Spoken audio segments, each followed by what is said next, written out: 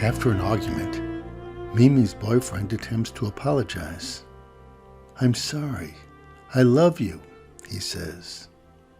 Mimi's interpretation is, "I'm sorry I love you," which triggers a rageful reaction that makes him want out of the relationship.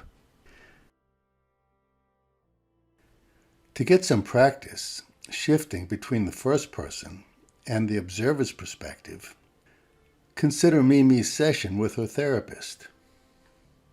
Mimi defends her position that all men are trustworthy by noting that every man she's ever had a relationship with has let her down.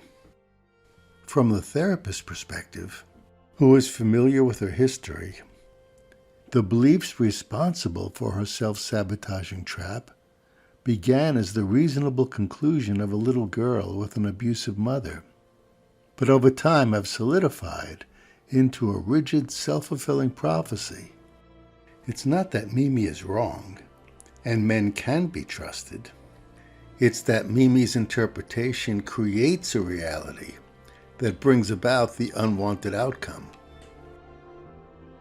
Mimi's emotional reaction is not caused by the words he says, but by her interpretation of those words. And interpretation of ambiguous stimuli can vary wildly. This beautiful image by Octavio Ocasio is ambiguous. There are two possible interpretations. If your perception is biased one way, it's a pretty girl. If it's biased another, it's birds tending a nest. Knowing this is an optical illusion, you can easily shift your perspective and not be locked into the dogma that one is true. Mimi's challenge is heavier.